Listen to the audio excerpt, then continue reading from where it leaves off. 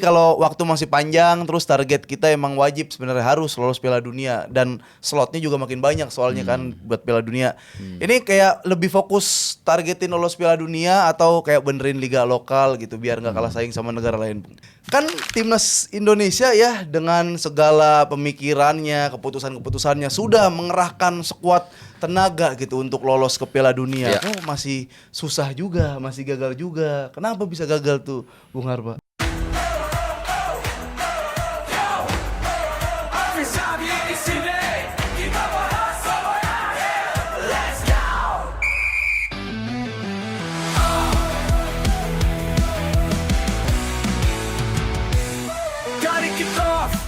Sampai injury time, bicara bola gak ada finish line. Strategi, gosip, dan transfer panas. Tipu luit akhir semua dibahas. Tsunami saat tribun berkobar. Artis ini cara gak ada yang hambar. Sumpah bola sampai hari terakhir. Dengar podcast ini jangan sampai minggir. Polue, bahas bola sampai akhir. Timnas kita memang belum berhasil lolos ke Piala Dunia dan kalah kemarin. Sampai kapan tapi kalah mulu dan gak lolos-lolos? Kita disuruh percaya proses, kita percaya sama proses. Tapi kalau prosesnya digunting di tengah jalan, siapa lagi yang kita harus percaya? Kalau kita mau bangun rumah, hanya atapnya yang diperbaiki, hanya atapnya yang dibikin bagus, pondasinya nggak ada, rumahnya bakalan hancur. Kembali lagi di podcast Peluit Akhir bareng Menpora yang ngomongin sepak bola dan olahraga sampai hari akhir. Kita langsung gigi 4 aja ya.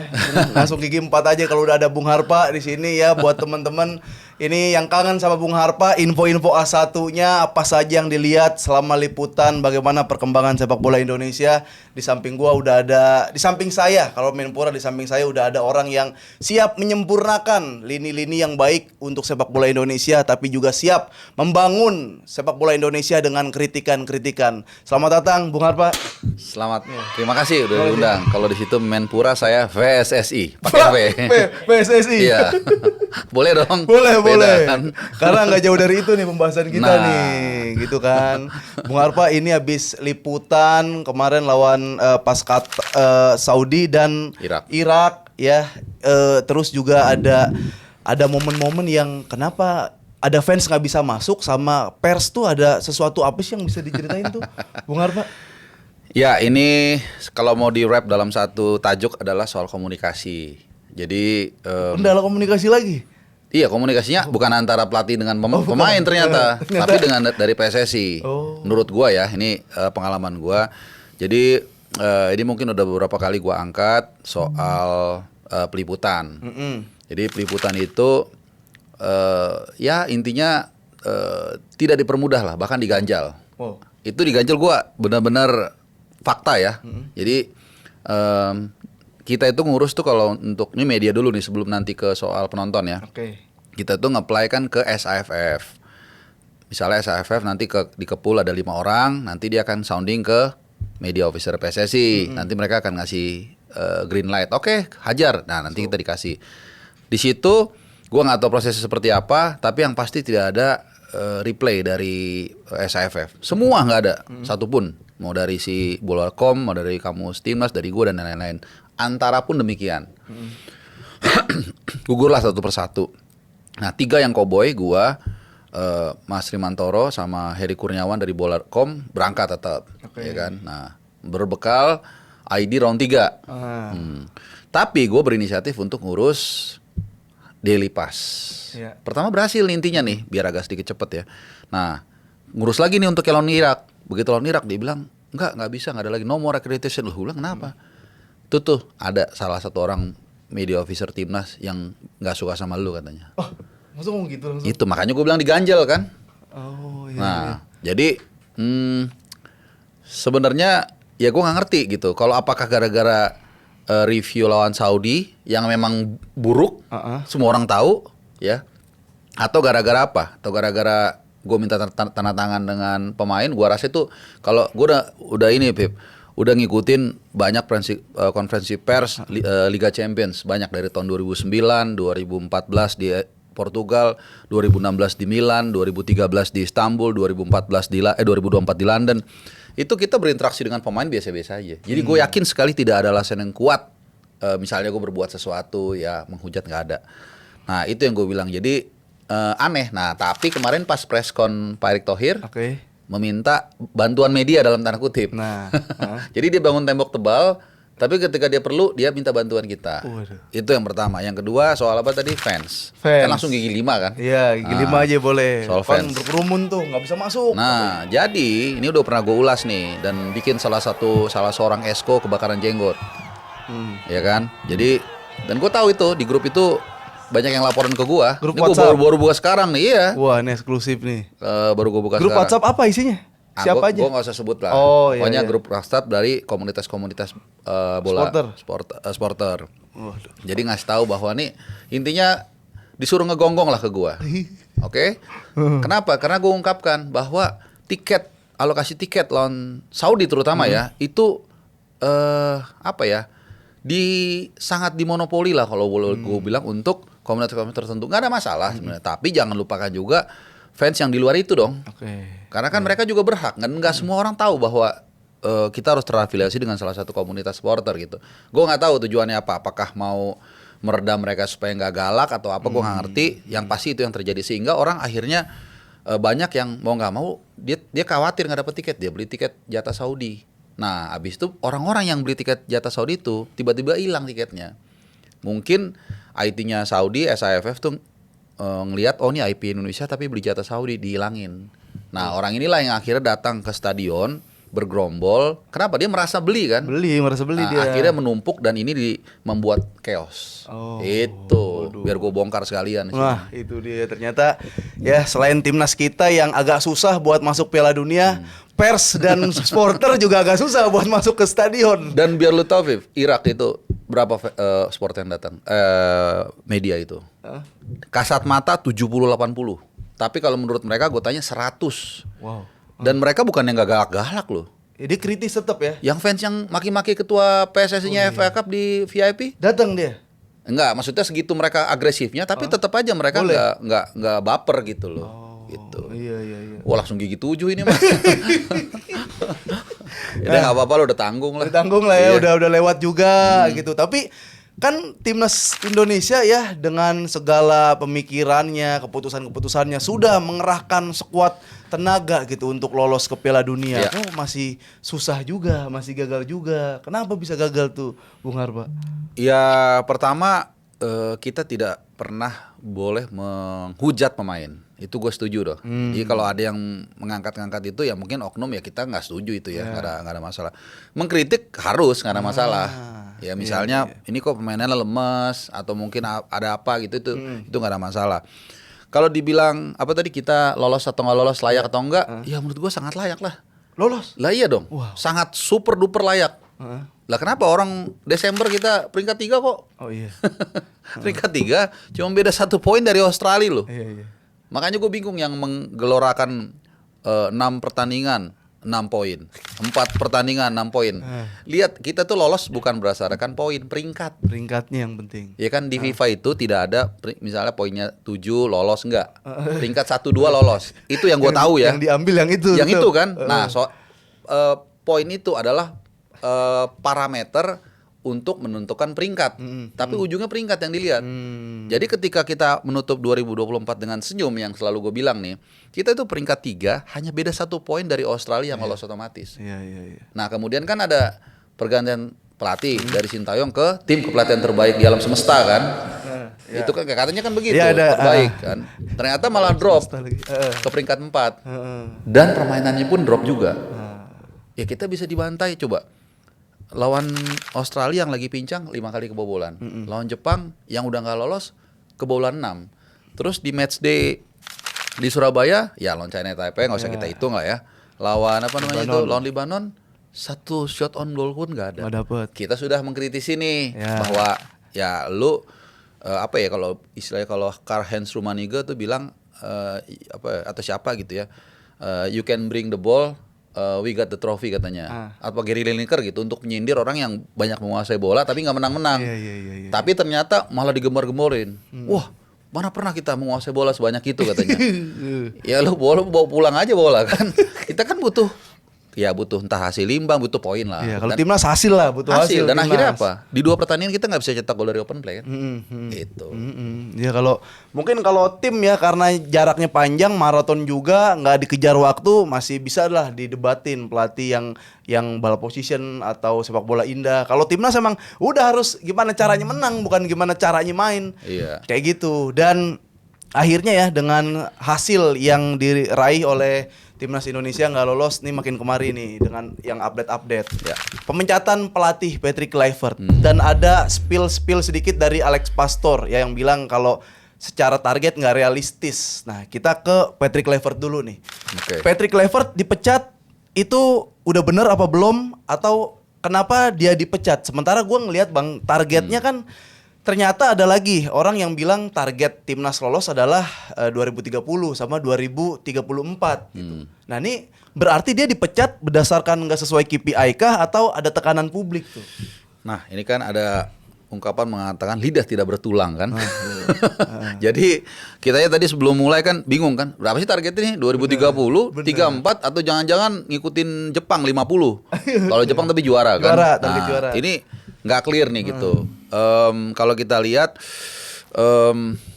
apa tadi target pemecatan ya. Pemecatannya itu. Pemecatannya gue bilang sudah sangat tepat. Sangat tepat. Bahkan dengan komentar Alex Pastor setelah dia dipecat itu semakin membenarkan lagi keputusan itu. Ternyata dia nggak percaya kan. Bahkan kapten kita yang gua hormati Jahit says we believe yang when nobody believe we believe kan gitu kan. Dan itu yang lagi kebalik, bukan hanya optimis kita sudah lihat kok kita peringkat 3 kan yang gue bilang tadi kan, kita nggak jauh dari lolos Piala Dunia lah. Nah jadi balik lagi kalau dikatakan pemecatan itu tepat, super duper tepat. Tapi yang jadi pertanyaan alasannya apa nih? Alasan keputusannya tepat tapi alasannya mungkin nggak tepat. Kalau misalnya gara-gara KPI-nya nggak kena, ya sesuai nih menurut gue ya. Menurut gue dia emang nggak capable. Ya kita lihatlah track recordnya di Curaçao, di Demispor atau apalah tuh tim Turki, nggak ada yang beres satupun kan. Jadi tepat karena dia mengubah hanya satu yang bagus menurut gua dia. Calvin Verdong dijadiin DM. Oh iya. Itu gua akuin bagus. Masterpiece dah tuh. Nah, tapi sisanya yang lain tuh berantakan semua. Jadi kalau alasan itu, ya memang dia harus dipecat. Tapi kalau alasannya tekanan publik, ini pasti kedepannya jadi salah. Kenapa gue bilang salah? Karena artinya dia tidak menyiapkan mitigasi kalau tim kepelatihan ini tidak berjalan. Misalnya satu, kalau dia misalnya nggak perform dan dipecat, ada penggantinya nggak, harus disiapin kan. Dan ini berbeda ketika zaman Sintayong nih. Wah, berbulan-bulan udah disiapin pemecatannya dan pemilihan pelatih barunya. Luar biasa kan. Interviewnya udah juga. Interviewnya bahkan pas Natal datang tuh. Nah ini bentar lagi Natal nih, mungkin mau interview lagi kan. Nah dengan alasan yang unik-unik. Jadi menurut gua kelihatan mereka itu istilahnya tuh belum dapat ikan ya waktu round 4 kemarin udah nyiapin asam sama garam. Jadi pamali. Ternyata hasilnya jauh dari yang diharapkan. Not even peringkat 2, not even lolos otomatis, peringkat 2 aja nggak dapet. Sehingga akhirnya hancur total. Mau nggak mau pecat pelatih, mungkin tekanan publik, nggak nyiapin penggantinya, atau mungkin nggak ada duit, kita nggak tahu. Kan nggak tahu juga kita berapa kompensasi 18 anggota atau 15 whatever lah tim kepelatihan Belanda ini, plus juga kemarin yang Sintayong masih nyicil, apakah gara-gara duit kita nggak tahu. Dan yang terakhir adalah mungkin karena mikirnya udah kita pasti lolos ataupun minimal peringkat 2, sehingga November mereka nggak nyari FIFA Matchday lawannya, gitu. Jadi ya berantakan semua, mitigasi nggak ada, plan B nggak ada, dan ya nggak ngerti mau dibawa kemana sepak bola kita. Itu dia, kita memang bukan kehilangan pelatih di tengah jalan juga, tapi kehilangan arah. Tapi kalau dibilang kepelatihan terbaik di alam semesta, lucu banget. Di alam baka kalau menurut gua, Patrick Kluivert di alam baka ya. Habis dipecat, nanganin timnas, dapat gaji, dipecat dapat kompensasi, makan popcorn loh. Yang rasa apa? Karamel lagi. Manis banget tuh, ngunyah. Itu dari dalam suara hati kayaknya lebih tadi ngomong tuh, kedengeran banget itu. Karena gua ngeliat gini Bang, maksudnya ketika Indonesia lagi ditekan atau hasilnya lagi kurang bagus, itu yang kayak enjoy aja kan, kayak kalau ke center enjoy aja, ada sekali gebrak-gebrak meja gitu kan. Itu juga kayaknya gebraknya kayak nggak tulus ya. Iya nggak sih? Iya nggak? Nggak tahu sih Enggak, gue kalau itu. zaman Sintayong dulu marah, dia marahnya serius, Protes tapi wasit kah? emang wajahnya lucu. Gue pernah ngomong ke JJ, tapi maaf J, wajahnya kurang menyeramkan sebenarnya. Tapi kita tahu dia serius Lagi marah. marahnya, dia pakai hati gitu loh ngatinya. Kalau ini bantingnya kayak cuman action doang gitu. Iya kan? Bagusan lu Bib jauh actingnya menurut gua ya. Makan popcorn tiba-tiba nyemil dari duit Indonesia ya. Kamu Patrick Kluivert ya. Aduh. Kacau. Ini Udahlah udah jadi tembak-tembakan semua ini. legend sepak bola aja lah, nggak usah jadi legend pelatih lah. Iya, setuju Iya tuh. kan. Pastor nih sekarang nih, Bung Harpa, Iya. Pastor begitu dilepas dia langsung spill bahwa dia bilang kan nggak realistis kalau targetnya adalah masuk atau lolos Piala Dunia, sementara ranking FIFA-nya aja Indonesia masih jauh dari negara-negara yang lolos Piala Dunia. Itu gimana tuh? Dari sisi corporate ya, karena habis dipecat terus spill, dan dari sisi sepak bola. Oke. Kalau gue boleh banding-bandingin ya. Kalau boleh ya kan biar bebas dong, kan negara demokrasi kan. Betul. Lu pernah denger nggak ada ST yang ngejelekin kita sejak dia pecat? Sekali aja ngejelekin. Belum. Sampai saat ini nggak ada kan. Bahkan ketika dia ditanya soal peluang kita lolos, dia menjawab dengan nada yang netral. Dia bilang 30% kemungkinan. Itu lumayan loh 30%. Faktanya kan di bawah itu. Artinya dia tidak ingin menciptakan aura pesimistis. Setahu gua nggak ada. Itu pun karena dia ditanya kan. Nah kalau ini kan dia benar-benar ngadirin podcast dan dia ngomong beberapa hal yang menurut gua tidak make sense. Termasuk dia bilang Alexander Zverev dipecat. Gue dapat info langsung nih dari orang dalam. Enggak bang, saya masih lihat di bolak-balik kantor katanya. Gue nggak usah sebut namanya. Loh gimana sih? Makanya gue bikin tuh konten soal Alexander tetap diretek, dan ternyata bener kan. Ya, pas preskon. Nah kemudian preskon Pak Erick Thohir bilang kayak gitu kan. Masih ada nih. Jangan nyebar-nyebarin lah. Yang nyebarin mantan anak buahnya dia. Lah bapak urus lah anak buahnya pak.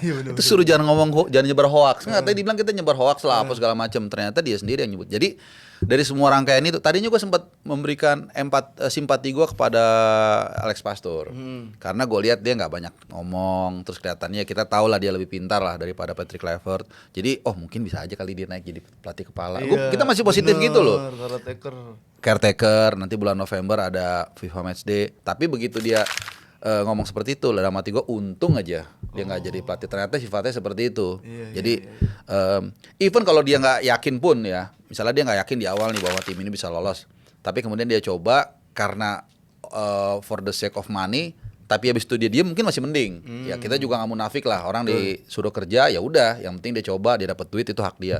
Tapi ketika setelah itu lu ngomong kayak gitu kan luar biasa apa ya? Menurut gue sih menyakitkan. Tapi ada satu yang bagus, dia bilang soal pembenahan liga. Nah kalau itu gue setuju. Itu mah pandit-pandit kita juga bisa ngomong. Iya, tapi artinya itu objektif penilaian dia. Ya, orang gitu. luar kan. Ya, kalau soal timnas nggak logis, dia yang nggak logis menurut gue. Itu ya, Gitu. Alex Pastor dan jajaran ya.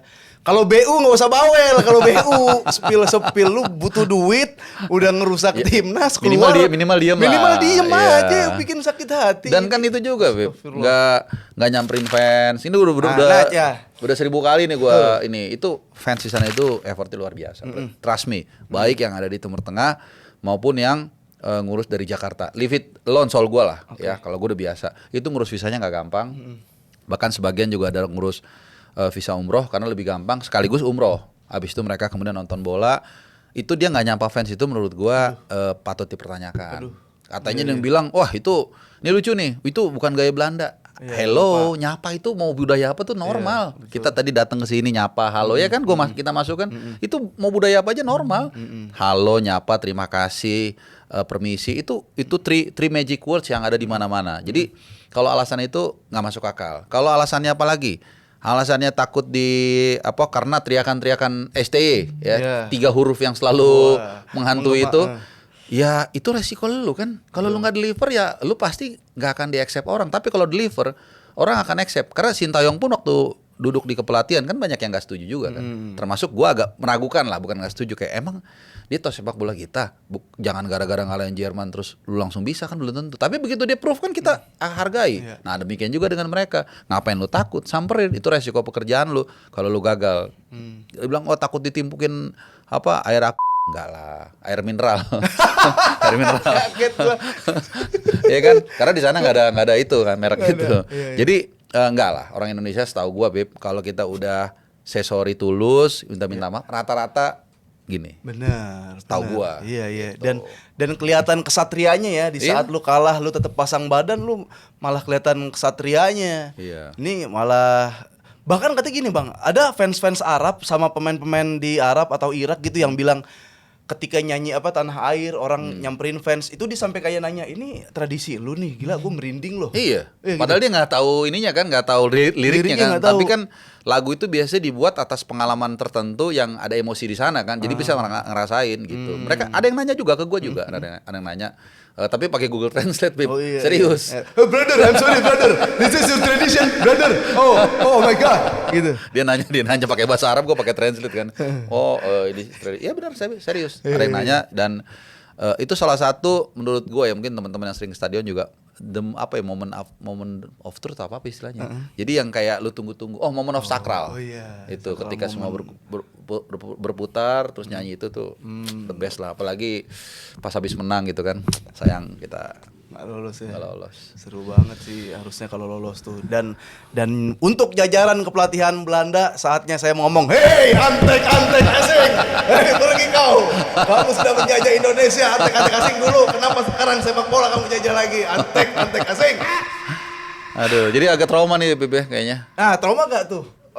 Pelatih-pelatih Eropa khususnya Belanda buat nyari Ya jangan next mereka pelatih. mikir kita juga trauma lah. Jangan mereka pikir mereka aja yang trauma.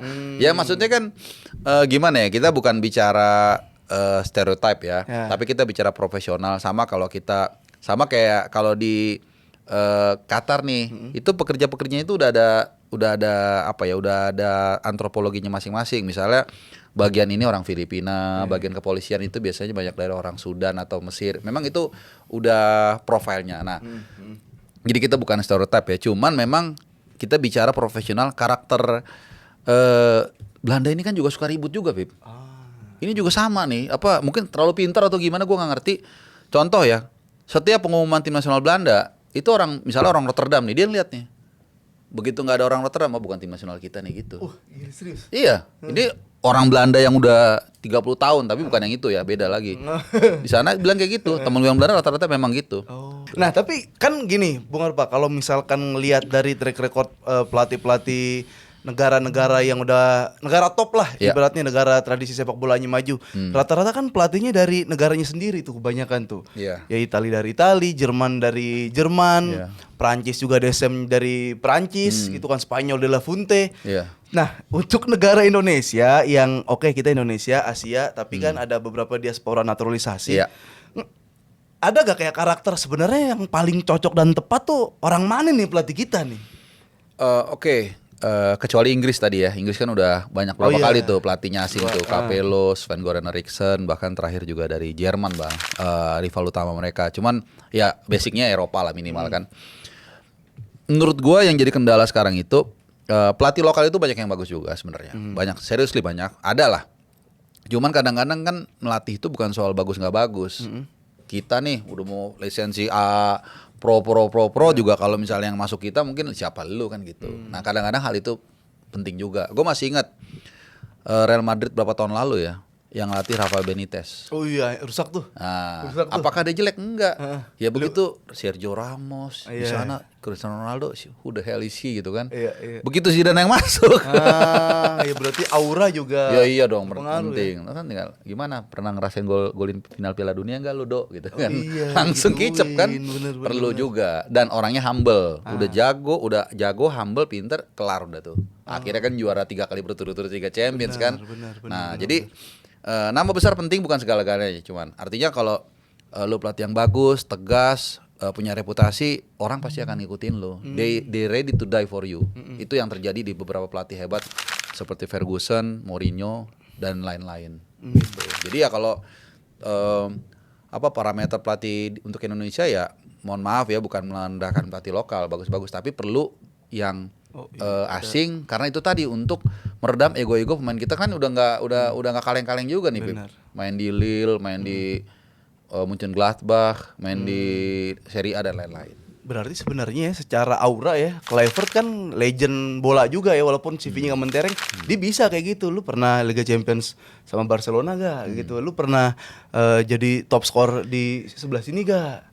Ya, tapi mohon maaf, sekali lagi mohon maaf, nggak ini beneran. Karena track record dia as a person juga nggak terlalu bagus. Nah, anak-anak ini kan tahu who the hell is he gitu. Iya, Gua nggak usah sebut lah, nggak enak. Jadi ada, ya lu tahu kan itu kan brand apa, ambassador, terus dia pernah melakukan satu apa ya, susah gue jelasinnya. Dia nabrak orang lah sampai fatal. Itu dia terjadi abis cetak gol kemenangan di final Liga Champions 95. Terus kemudian juga ya banyak lah red flag dia yang bukannya kita suci juga enggak, tapi sebagai pelatih lu kan harus ya setengah sempurna lah dari profile sehingga pemain ini ngeliat lu, wah ini gitu. Coba mungkin kalau Van Hal gitu ya datang, nah mungkin beda. Van Hal tuh bener-bener wah udah deh lu kayak begeter langsung lihat dia gitu. Nah itu bedanya, Pip. Mungkin sebagai pemain dia bagus, tapi as a person sebagai sosok yang punya integritas mungkin di mata pemain nggak terlalu jalan. Ya buktinya kan rame juga kan dengan berbagai dinamika katanya di ruang ganti. Itu komunikasi. Padahal bahasanya udah sama ya. Dinamika lagi aja. Bahasanya sama, budaya sama tuh. Iya benar. Masih ada dinamika lagi aja. Gitu. Tapi kalau tadi si Zwirs masih ada ya, siapa namanya Bang? Alexander Pronouns-nya gimana sih? Zwirs masih ada gitu. Tapi kalau scouting tuh dari mana Bang? Scouting Indonesia ada gak sih scouting? Om Simon kan? Oh, Om Simon Simon. masih Om Simon masih. Karena itu gerbongnya berbeda tuh. Dari beda gerbong dia? Beda gerbong sama Kluivert dan kawan-kawan. Makanya cuman nggak tahu 15 atau 18 ya mereka tuh gerbongnya Kluivert tuh udah selesai. Kalau Alexander Zwirs, which is sebenarnya secara CV ini luar biasa bagus menurut gua. Udah teruji lah, dan pengalaman dia di kawasan Asia kan juga luar biasa kan sebagai pelatih. Kalau nggak salah ada 2 kali dia di Timur Tengah dan sebagai direktur teknik di Yordania dan sukses membawa ke Piala Dunia. Jadi sebenarnya, nah ini juga sedikit nih kalau kita mau flashback nih. Dulu kan kita teriak-teriak kan, mana di retake-nya, mana di retake-nya. Dan selalu di kick balik tuh sama oknum itu kan. Kayak soal ini apa sih ada pesanannya lah orang kita nanya di retake kok pesanan. Sama aja kayak kita nanya sekarang pelatih kan sama aja sebenarnya, karena di retake itu perlu. Sayang dia agak sedikit telat menurut gua. Mungkin kalau dari zaman Sintayong dia udah ada, bukan tidak mungkin kita lolos ke Piala Dunia. Dan tidak diganti Sintayongnya. Sintayong tetap ada, Alexander Zwirs masuk dengan pengalaman yang luar biasa, memperkaya racikan di tim nasional kita dengan Pak Ete saat itu sebagai ketua umum sebelum ya sekarang mulai itulah. Tapi udah kalau nyebut-nyebut STI mulu dibilang penyembah STI Bang. Gak apa-apa, ternak tayong dibilang juga gak masalah. Iya, gak ada masalah. Komennya sama. Iya. Akunnya juga gak apa-apa, belum ada foto. Mau 1000 ngomong di tempat gue juga gak ada masalah gue. Sama sekali. Iya. Nah, kalau pelatih berarti idealnya kapan untuk jadi nyari pelatih timnas lagi? Apakah interviewnya pas Idul Adha mungkin gitu biar beda gitu. Kalau kemarin kan Natal dapetnya begitu, Idul Adha kali ya, Idul Fitri, malam takbiran kan tiba tahu ada yang berbeda gitu loh. Lucu. Ngetes keseriusan. Itu serius apa nggak punya duit itu ya? Butuh duit kayaknya itu. Yang nggak hari-hari halnya banget kali ya. Jangan, minimal besoknya lah silaturahmi dulu dong. Iya. Amin, kalau Amin 1 kan nyiapin kambing ya kan. Kalau Natal ya mungkin dia ke gereja atau apalah. Jadi anyway, pelatihnya itu menurut gue secepat mungkin. Iya dong, secepat mungkin. Ini nahkoda kan kalau nggak ada kapal kalau nggak ada nahkodanya kan, apalagi angin makin kenceng nih kan. Menurut gue secepatnya karena nah ini nih standarnya beda-beda lagi nih. Dulu Moncat Sintayong tanggal 6 Januari. Wah, nunjuknya tanggal 12. Dan dia bilang kita sudah diskusikan ini berbulan-bulan loh. Sekarang sudah berapa nih? Udah 3 minggu kali, 2 minggu lebih lah. 2 minggu lebih belum ada pelatih dan counting. Artinya kelihatannya nggak akan ada sampai beberapa waktu ke depan lah. Orang bilang masih lama, enggak lama. AFF itu bulan Juli loh. Cuman sekitar 7, 8, 9 bulanan. Ya kan? Terus kita bukannya kayak bola tiap hari bisa ketemu kan enggak. Kita cuman ketemu nanti not even November ya. November enggak ada kan FIFA Matchday? Enggak ada. U23 nanti. Dan sistemnya nanti mau dibikin kayak trofeo nih. Nah, ini info 1 nih. Apa tuh? Gimana tuh? Mau dibikin semacam trofeo nanti. Jadi 1 tuh katanya kandidatnya tim dari Timur Tengah. Yang lolos Piala Dunia, 1 lagi dari tim Afrika Utara, dengar-dengar. Nah, ini belum ada di mana-mana nih gue buka nih. Tapi baru wacana ya. Tapi tajuknya apa itu? Tajuknya semacam trofeo. Kan ada bukan AFF, bukan enggak, cuman friendly match tapi dibikin kayak ada trofeo. Presiden Cup kayak gitu. Ya semacam itulah. Tapi namanya gue nggak tahu apa. Nah, kan itu nggak ada senior kan? Nah, berarti yang ada senior berikut itu Maret. Berarti Maret itu apa ya? Ya ini apa kalender FIFA gitu. Oh, iya, iya, kalaupun itu ada apa dibikin pertandingan ya kita nyari lawan. Ya anggaplah ada 2 pertandingan. Habis itu Juni kalau nggak salah ada lagi 4 pertandingan. Cuman 4 pertandingan untuk menuju ke Piala AFF. Terus Piala Asia Januari 2027. Bukan 2 tahun lagi loh. Tapi 1 tahun 3 bulan lagi. Jadi harus secepat mungkin karena itu nggak lama. Mepet. Tapi kalau situasinya udah kayak gini bang, kayak AFF tuh ada yang bilang kan kayak ya udahlah ini kan nggak masuk kalender FIFA atau kayak nggak terlalu penting gitu. Ini harus ada trofi ya kalau AFF kayak gini nih. Dari sekarang. update terakhir kan sekarang FIFA sudah masuk kan. AFF. Jadi gengsinya pasti naik lah. Nah, gue nggak tahu nanti detailnya seperti apa. Apakah AFF Juli nanti udah benar-benar di bawah FIFA? Nah kalau udah tuh lebih bagus lagi kan. Artinya semua tim relatif akan memandang serius pertandingan ini. Gengsinya naik, hadiahnya juga mungkin naik dan poinnya juga dihitung gitu. Jadi ini momen yang tepat nih untuk menghajar AFF. Kalau menurut gua ini saran yang bagus nih sebenarnya nih. Mau siapapun pelatihnya menangkanlah AFF. Ini kesempatan. Turunkan tim terbaik. Toh bulan Juli kan juga ya artinya udah resmi ke kalender FIFA kan. Tadinya kalau nggak masuk kalender FIFA agak susah juga narik-narik nih pemain nih. Ada kompensasi lebih dong. Kan ini kan bukan kalender FIFA walaupun libur tuh.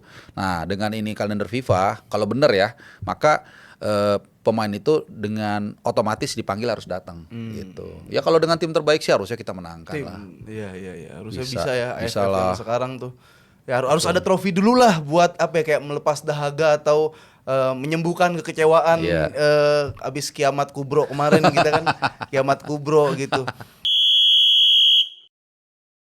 Guys, sebentar dulu guys. Nih buat kalian yang mau beli merchandise atau pernak-pernik tentang sepak bola nih yang keren-keren di sini, apa aja ada ya. Langsung aja check out di link di sini nih. Oke? Mantap. Nah, gue penasaran ini bang. Sebelum kita ke sepak bola Indonesia, bahas pondasi.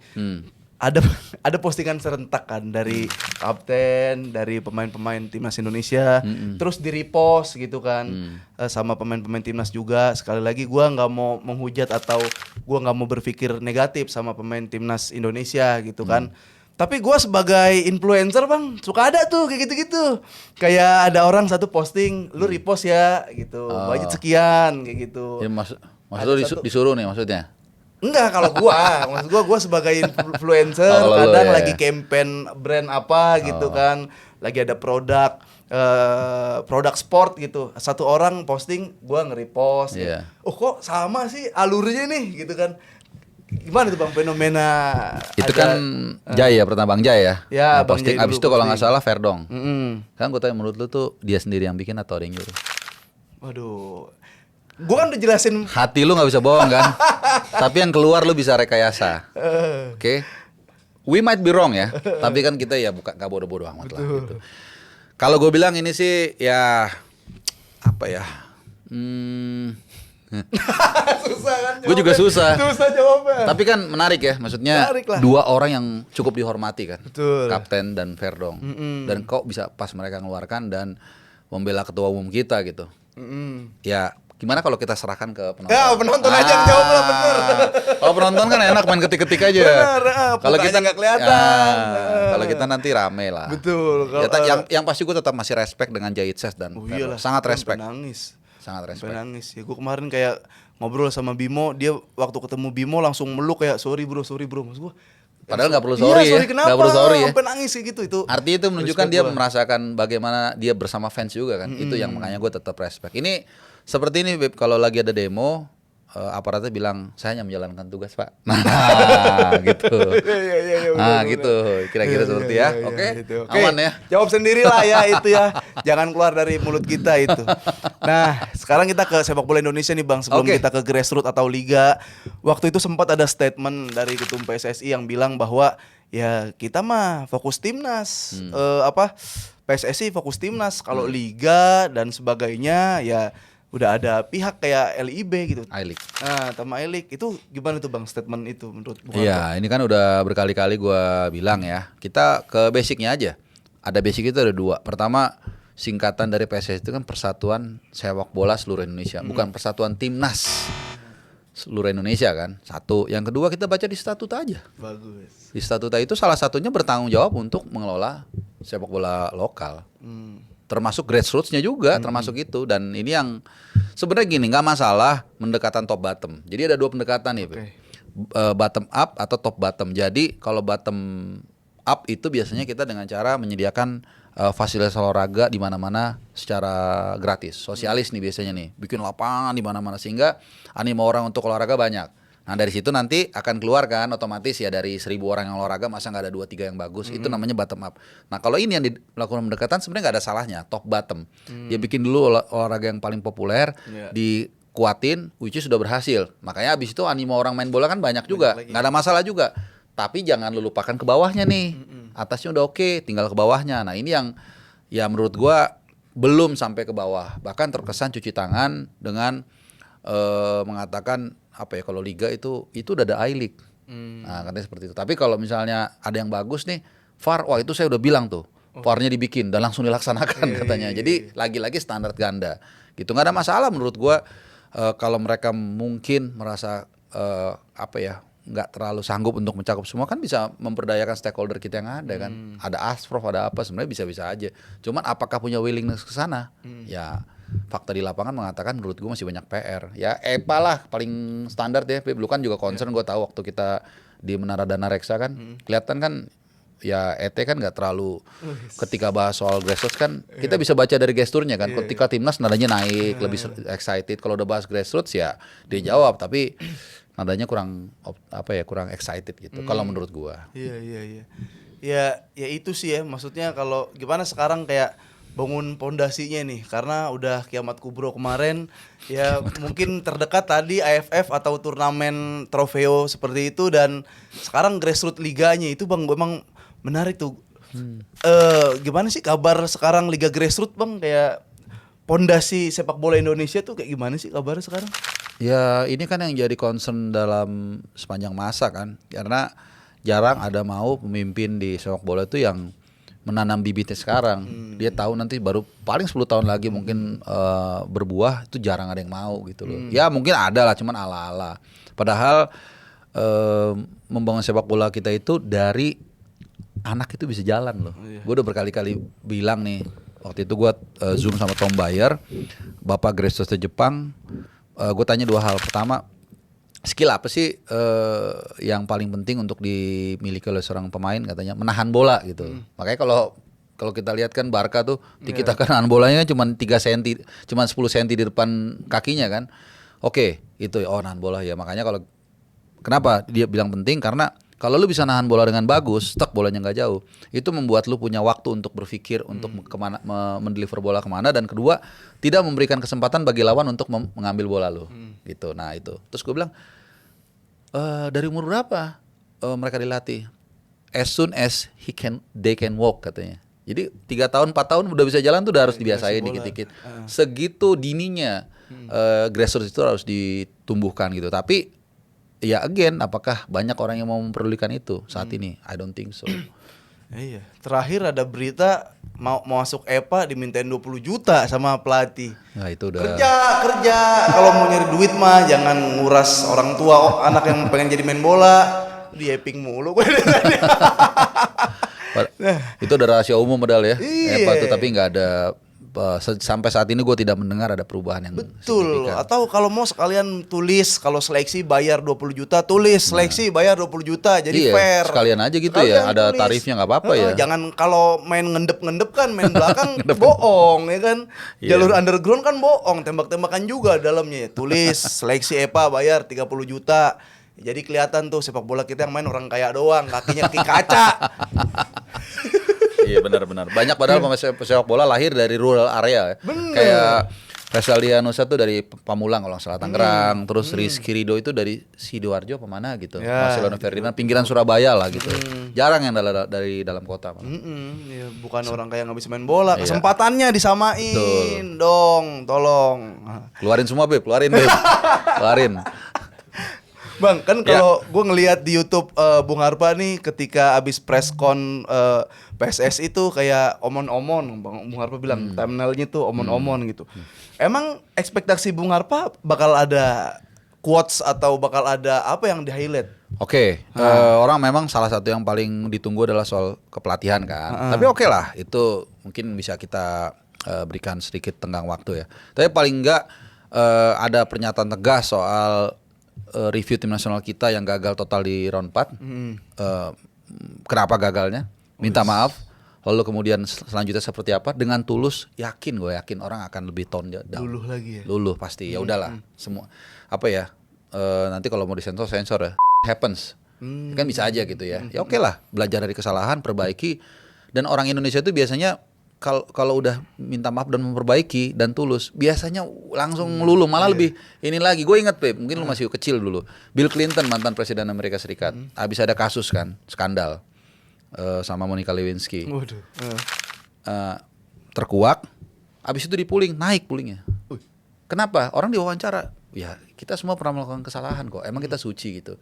Tapi ketika dia mau mengakui, ya udah, that's life gitu. Yang penting dia nggak ngulangin lagi, perbaiki. Nah itu seni meminta maaf. Harus belajar dari JJ. Loh iya dong. Ya, udah. Karena kalau lu minta maaf berarti kan lu mengakui. Kalau lu mengakui ada potensi untuk memperbaiki. Betul. Kalau lu nggak ngaku ada kesalahan, kayak dokter lu nggak mengakui ada luka, ya lu gimana tahu obatnya? Nah itu yang gua harapkan paling nggak itulah. Kalau soal kepelatihan, oke, mungkin lu butuh waktu, mungkin uangnya lagi kering, kantong kering atau apa. Tapi semua itu lebih kepada pembelaan diri. Malah sorry ya, membenturkan antara fans dengan pemain menurut gua.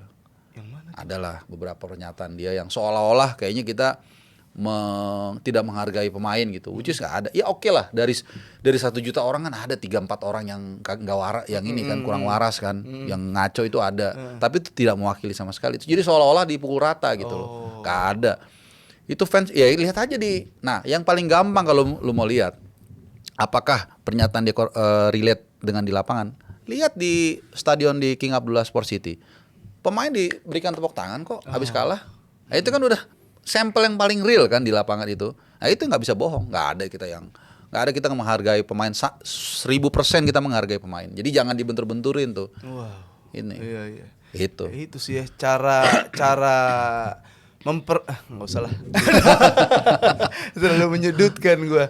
Gitu. Oh, berarti itu emang dari kecil kan udah diajarin kita 3 kata sakti ya. Tolong, maaf dan terima kasih. Terima kasih, betul. Itu bukan buat ketum ya, maksud gua buat semua orang. Ya terserah mau dipakai apa enggak kayak gitu. Nah, cuma itulah kalau buat gua, kita sering gonta-ganti pelatih, cuma kita jarang kayaknya buat ganti pola pikir. Bener juga sih ya.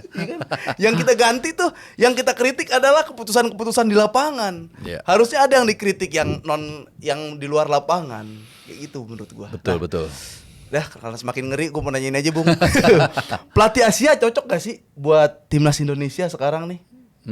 Gue ngerasa gini, Bung, kayak pelatih Vietnam dulu tuh siapa? Park Hang-seo itu kayaknya Cocok.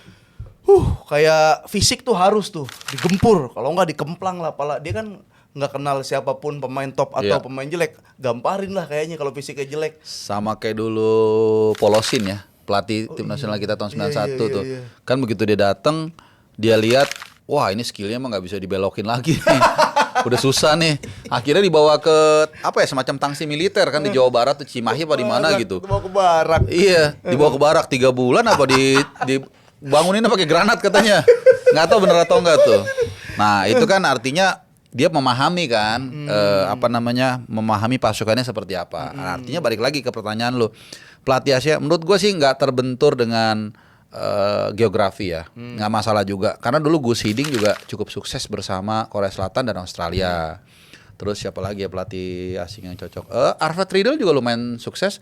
Peter Witt juga lumayan sukses di Thailand. Intinya adalah dia harus punya pengalaman di kawasan itu, gitu. Jadi ya otomatis kalau pelatih dari Asia udah pasti secara lahiriah dia kan emang paham kawasan situ. Tapi punya nggak dia kemampuan melatih, leadership? Itu kan namanya pertanyaan. Jadi ya intinya harus paham kawasan Asia. Herve Renard, dia orang Prancis, tapi dia udah pengalaman tuh ngelatih Zambia, juara Piala Afrika, Pantai Gading juara Piala Afrika, Arab Saudi dia bawa mengalahkan Argentina dan juga lolos ke Piala Dunia back to back. Kenapa? Dia udah paham kawasan, dia udah tahu karakter orang-orangnya.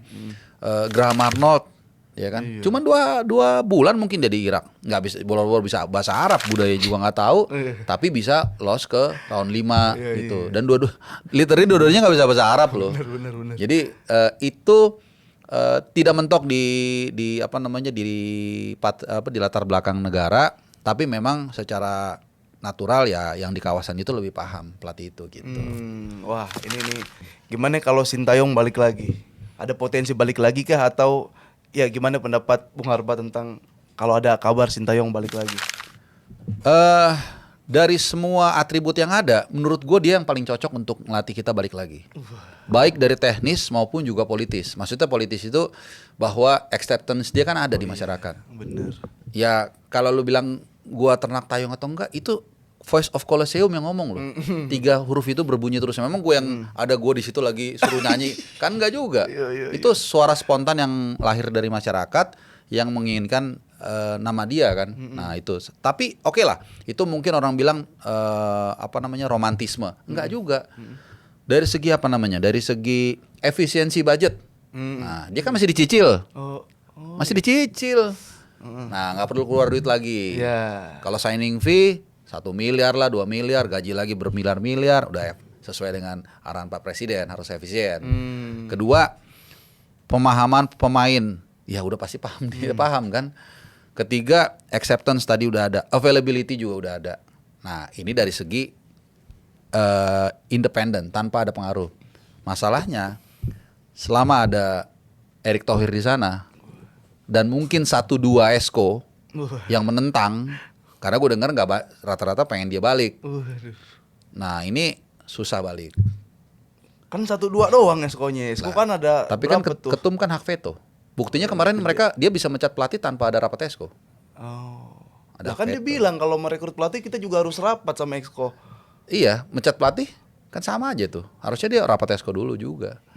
Tuh, jadi intinya adalah tidak ada keputusan dari PSSI untuk merekrut dia kembali. Menurut gua dari semua alasan itu apalagi gitu. Kita berdebat jangan lu pro ini pro enggak. Coba argue tadi poin-poin yang gue sebutkan dari segi efisiensi, dari segi pemahaman pemahaman sepak bola itu sendiri, dari segi available juga gitu. Itu enggak udah semua udah checklist menurut gua. Bung Harpa, siapa nama-nama yang cocok pelatih? Buat jadi pelatih timnas. Kalau tadi kan kita udah bahas yang CLBK ya. Kalau yang untuk yang kalau misalnya mau nama baru ada beberapa juga. Ini udah berkali-kali gue sebut sih ya. Timur Kapatse itu udah punya pengalaman luar biasa bersama Uzbekistan, bahwa Uzbekistan juara ya. Bagus sekarang Uzbek. Juara Piala Asia 2023. Nah itu. Terus sekarang dia asistennya Cannavaro. Udah pasti kawasan Asia dia paham, punya pengalaman ketemu sama kita di semifinal Piala Asia U23. Terus dia juara Piala Asia U23 ya, bukan Piala Asia Senior. Terus sebagai pemain dia juga pernah ketemu kita tuh di GBK tahun 2007. Jadi udah paham kawasan Asia dan gajinya juga red cardnya ya red card Asia lah. Sama satu lagi kalau Jesus Casas kan udah dekat sama Singapura. Jesus Casas tuh yang pernah di Barcelona Bang ya? Ya di Irak. Pernah di Barcelona. Kalau nggak salah gue lupa. Treble winner. Oke. Iya. CV-nya tuh bagus tuh. Sebagai pemain kan? Enggak, asisten apalah gitu di Barcelona. Tuh udah dilengkapin. Berarti dia punya background Eropa, paham kawasan Asia, tapi udah dekat sama Singapura, udah mau nego. Satu lagi tuh Hossein Amota. Orang Maroko, umurnya 56 bulan ini, sampai gua apa ulang tahunnya tanggal udah lewat, udah 56 nih, udah 56 udah ulang tahun. Terus dia pernah bekerja sama dengan Alexander Zviers di Jordan sebagai pelatih Jordan. Nah, jadi itu bisa juga. Yang lain-lain tuh ada yang bilang Parhang Seola. Ada yang bilang itu. Ada juga, ya, masuk akal juga sebenarnya. Dia kan paham kawasan sepak bola kawasan. Kalau yang mentereng banget bekas pemain? Ada ya? Broncos atau Belanda lagi sih. Broncos udah ngomong sama bapaknya gua kemarin. Enggak. Ngomong apa? Hah? Ngomong apa? Ya nanya-nanya. Diundang waktu itu ngobrol-ngobrol di sini. Enggak ada. Dan dia kan lagi tapi nggak tahu ya kan Liverpool kalah 4 kali tuh. Iya, Mungkin dia Liverpool lagi kalah terus tuh. Enggak lah, kayaknya dia masih menikmati jadi asisten slot gitu. Seperti itu kira-kira. aja. Iya kan lihat ya. Nah ini kalau waktu masih panjang, terus target kita emang wajib sebenarnya harus lolos Piala Dunia dan slotnya juga makin banyak soalnya kan buat Piala Dunia. Ini kayak lebih fokus targetin lolos Piala Dunia atau kayak benerin liga lokal gitu biar nggak kalah saing sama negara lain, Bung? Kalau bisa dua-duanya bahkan tiga-tiganya kenapa nggak bisa? Gitu. Kita 280 juta orang ya berdayakan semua lah. Timnas ini udah on the track ya, lumayan on the track lah dengan segala dinamikanya. Liga ya masih 50-50, ya ada beberapa perbaikan juga. Again kita harus objektif soal VAR itu apapun itu sudah lebih bagus. Jadwal juga kayaknya agak lumayan ya. Home away 2 kali, home jadi lebih efisien. Sama grassroots jangan lupakan. Tadi udah soal EPA ini udah berkali-kali ya. Salah satu minimal itu aja dibenahin tuh. Jadi kalau bisa beriringan kenapa mesti salah satu? Tiga-tiganya gitu, Beb. 2031 realistis gitu. Apaan 31? 2030 Piala Dunia. Ya realistis, orang kemarin kita peringkat 3 sempet kok di grup. Dan itu kita di grup maut loh. Iya. Arab Saudi, habis ngalahin Argentina, langganan Piala Dunia. Jepang, Australia. Ya kita bisa istilahnya ngebalap salah satu dari ini kan kita peringkat 3 sebelum akhirnya ada turbulence. Jadi sangat wajar lah 2030. Cuman mungkin harus ada apa ya soal timnas ini kan juga ada beberapa pemain nanti yang usianya udah kelihatannya udah nggak bisa lagi tuh kayak Joe Pelopessy kayaknya udah berat ya. Walaupun belum bisa aja gitu ya. Tom Hai sama Sandy Walsh kayak itu 3 nama yang terancam mungkin nggak bisa ikut berpartisipasi di kualifikasi Piala Dunia 2030 nanti. Yang lainnya sih usia emas semua itu. Jaitses usia 28 kalau nggak salah. Dan tenang aja masih ada Hoki Caraka teman-teman, striker timnas nanti buat Piala Dunia ya. nah mungkin kita udah sering Bung sebelum kita Best Eleven udah sering kita mengkritisi taktikal pelatih di lapangan, adjustment pelatih, pemain-pemain yang melakukan individual error. Tapi kalau ada pesan buat tarik lagi ke atasnya kayak buat PSSI, ketum PSSI atau orang-orang di sekitarnya gimana, Bu? Pesan-pesannya. Oh iya, lebih sincere, lebih mau mendengarkan masyarakat. Nggak harus diikutin semua ya, karena kan belum tentu juga semua yang masukan kita benar gitu. Tapi setahu gue semakin banyak masukan itu semakin tajam keputusannya. Jangan hanya 1-2 orang yang didengerin. Dan apa ya, bangun komunikasi yang baik lah dengan semua stakeholder. Iya karena jangan malah kontraproduktif, malah bikin pernyataan-pernyataan yang memecah belah. Kebayangkan siapa langsung kan? Jujur aja lah. Kadang kita tuh udah di level kayak timnas tuh menang kalah kesel, menang juga ada yang bikin kesel. Nah, itu beneran. Nih timnas menang kok kita kesel. Iya, jadi kayak ini gimana sih? Kok kayaknya punya dia aja gitu loh. Emang sepak bola Indonesia, timnas Indonesia milik siapa? Dari sebelum negara ini merdeka udah punya orang Indonesia. Dari zaman Suratin. Bukan milik orang tertentu. Maksud Anda siapa ya? Dia udah nggak usah dipancing, dia udah berapa kali episode di sini dia. Itu tapi serius gue, maksudnya tolonglah, jangan bikin kegaduhan, jangan malah dari dalam itu malah bikin perpecahan gitu. Sayang. Padahal masyarakat itu, gue inget kan waktu ini sedikit ya, setelah pemecatan Sintayong kita sama-sama kita dukung keputusan federasi. Betul. Tiba-tiba kemudian bikin pernyataan yang kok masalah pribadi dia dibawa-bawa ke area kita kan nggak senang juga. Gitu. Akhirnya kemudian merembet kemana-mana dan kebetulan nggak perform juga. Akhirnya yang lu bilang jadi kayak ini gimana ya kita dukung timnas, kita pengen menang tapi nanti ada sebagian pihak yang mengklaim untuk dia doang. Ya kita juga nggak mau kalah. Jadi kadang-kadang membuat bingung karena apa komunikasinya itu yang kurang bagus. Itulah dia ya. Teman-teman tetaplah sepak bola Indonesia bakal terus tetap tumbuh ya jika masyarakatnya tetap cinta dan tetap suka sama sepak bola Indonesia. Yes, ya guys. betul.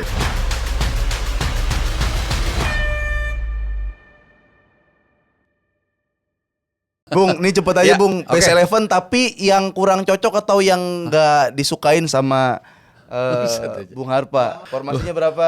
Formasinya 4-4-2 aja lah. Berdasarkan attitude atau mainnya jelek. Udah mentalnya kurang. Banyak pemain Itali ini kan suka jatuh-jatuh kan, gue paling gak suka gue. Boleh. Pertama ini udah 4-4-2 ya. Iya. Kiper siapa yang paling Kiper rese yang ya? gak suka siapa? Onana Aduh. tuh kali enggak. Iya. Oh, suka Onana lucu ya? Onana lucu bener. Siapa kiper tuh yang rese ya? Kiper rese, Lehmann terlalu galak. Enggak, gue kan suka Liverkan. Jerman. Oh ini aja deh udah Onana aja lah. Onana. Gak apa-apa deh Onana dulu. Nanti kalau Berdasarkan perform berarti nih. iya kalau lucu mah lucu sih ya. Bek Kiper. kanan ini siapa yang? Bek Oh kanan. Sergio Ramos nih, taruh di mana Sergio Ramos ya? Jurang Bang. Iya bagus sih, cuman orangnya itu kan sama Salah tuh suka narik tangannya Salah gitu, rese gitu loh. Gue sih walaupun gue Barcelona suka Ramos. Iya ya. Tapi nggak apa-apa, gara-gara patahin Salah kan. Iya, gara-gara dan Salah terus Muslim suka, kan. Suka. Kita sebagai umat Muslim nggak suka Lu lah yang ada ngomong ya, saudara bukan kita gua. yang dicederai sampai patah di ronsen. Iya, sama ini pemain Juve tuh yang Tudor. Cuadrado yang dia diguling-guling dia padahal nggak diapa-apain tuh sih. Kartu merah Cuadradonya. Iya, itu makanya gua nggak suka yang kayak gitu diving. Sergio Ramos, yang Ramos. ini deh, CB kanan. CB kanan. Jangan bek tengah, kanan. CB kanan. Nah, Nah, Sergio Sergio Ramos. Ramos. Nah, CB kirinya si ini Simone Pepe. Iya kan? Pepe ya? Pepe. Oh, Madrid. Nah, Pepe Madrid itu juga Portugal. tuh nginjek tangannya siapa? Nginjek jarinya si Messi kan. Iya. Siapa? Alien dia. Aduh, yang rese. Berarti gua nggak suka nih ya. Iya, attitude kayak cara bermain tipikalnya. Nedved taruh mana Nedved ya? Buset, Nedved nggak suka bang? Enggak kan suka jatuh-jatuhan mulu dia tuh. Oh, Nedved mah eh, itu kiri.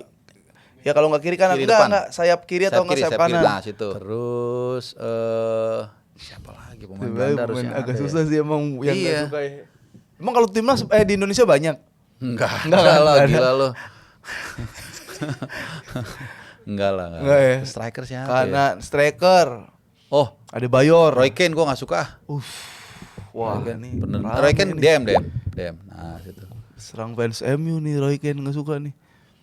Karena nendang penonton ya. Ya kan matain bapaknya Halan kan. Oh iya, sampai nggak bisa Pendendam main. dia sama nendang penonton Leeds tuh. Ya diterjang loh, bukan ditendang ke kungfu kan. Tuh, aduh, nggak suka siapa ya? Stam. Jeff Stem enggak, gue suka. Joey Barton, bacot kan tuh Joey dia. Barton, boleh Joey Barton. Joey Barton tuh gelandang kali ya. Gelandang, samping Roy Keane tuh. ah. Preman semua. Ya makanya kan. Iya kan? Kalau di Indonesia banyak nih Wahyudi Hamisi, iya kan? Cocok nih Barton nih main di Liga 2, Liga 3. Aduh, bek kanan si Alves kali ya. Oh iya. Alves. Tapi dia responnya bagus bang, dilempar pisang dimakan. Iya gitu-gitu Alves tuh. Dikatain monkey dia, malah kayak gitu. Ya nggak apa-apa lah, ada dulu Iya. lah, biar karena lu mau cepet Ya katanya. benar-benar cepat-cepat aja. Bek Alves. kiri ini, aduh, yang bek kiri itu rata-rata baik-baik semua ya. Iya. Ini Ini aja Brick the ya yang ngambil istrinya John Terry. Bukan dong, John Terry yang ngambil. Oh, iya. Ya Oh. berarti, John ini Terry. aja. Si John- Ramos taruh kiri. Ramos taruh kiri. John Terry nomor 4 tuh. lucu Nah, Sergio Ramos ganti John Terry. Dasarkan. Gue dapat striker sama Mauro Icardi. yang kayak gitu juga. Mauro Dia Icardi. siapa? Lopez ya? Sama Maxi Lopez. Maxi Lopez, Kayak ya? ada beberapa juga deh dia. Aduh, Icardi. Nah, Mauro Icardi. Oh, ini pelakor-pelakor nih. Berarti Satu lagi nih, si tukang gigit. Luis Suarez. Oh, Suarez. Iya, tuh Oh, kacau. iya. 3 kali ngegigit dia. Iya. Orang Turki, Cielini sama Ivanovic kalau nggak Oh, salah. iya benar. Ya, Chelsea 3 kali ada. gigit ya. Nah, sayap kanan siapa ya yang rese ya? Yamal deh tuh. Jangan dong, Yamal. Gue lagi sebel Iya sih. gara-gara brandingnya dia. Yamal Jangan dulu deh sementara. Yamal dulu sementara. Nah, biar banyak ada pacaran. kekinian sampai yang zaman dulu ya. Iya. Kiper, udah ya tadi ya? Kiper. Tinggal Nedved udah ada. Oh iya. Oh pelatih. Oh, pelatih yang Gue rese. tahu lagi pelatih yang Simeone ada- ya? Enggak. Enggak, pelatih yang ada di kepala lu gue udah tahu nih dari obrolan kita. Oh itu. Ini boleh yang ini Patrick Kluivert. Itu dia. Patrick Kluivert Iya. dan kawan-kawan. Udah lah.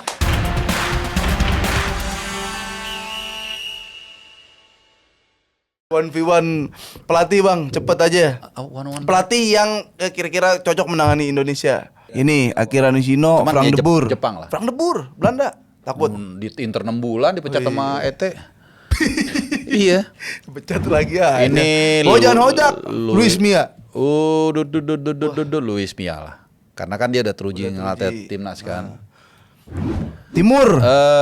Yesus Casas. Wah, ini nih lagi. Timur masuk. Kapatse lah, Uzbekistan keras orangnya nih. Bernardo Tavares. Bernardo Tavares, mantep nih. Iya. Iya. Galak juga nih, cocok untuk orang-orang kayak gitu. Orang galak ya. Philippe Trouser. Philippe Trouser kurang. nih. Albert Roca. Albert Roca deh. Ini Stefano. Thailand ya. Mano Polking. Cugura lah. Cugura. Dia kan bekas pelatih fisik, punya pengalaman di Indonesia. Nick Montgomery. Nih nama jenderalnya Inggris di Perang Dunia Kedua nih namanya. Biasa kalau militer tuh. Enggak, cuma dari situ namanya. Tapi dia mah bukan. Oh, bukan. Park Hang Seo lah. Park Hang Seo. Iya. Wah. Indra Safri, Sintayong. Masa mesti dijawab? Gua kasih clue aja ya. Kasih clue coba. Yang lagi megang dagu. Udah. Oke, terima kasih Bung Arpa Thank you, udah thank hadir you. terus ya. Pasti selalu ada investigator, info-info gitu kan. Karena ini bener ya, kita kalau ada yang bagus kita sempurnakan buat sepak bola Indonesia. Kalau ada yang kurang kita bangun dalam bentuk kritik. Karena kan kita bukan decision making, karena kita bukan pengambil keputusan. Kita hanya masyarakat yang cinta sama sepak bola. Sampai ketemu di episode selanjutnya dari Dance TV dan Peluit Akhir yang bakal ngomongin sepak bola sampai hari akhir. Terima kasih. Grazie. Halo semuanya, jangan lupa nonton Peluit Akhir bareng gua Afif Safi. Dan kalau kalian mau nonton selengkapnya, langsung aja download Dance Go. Segera, langsung di-download tuh. Kalian pasti gak bakal nyesel karena masih banyak konten-konten yang seru lainnya. Oke?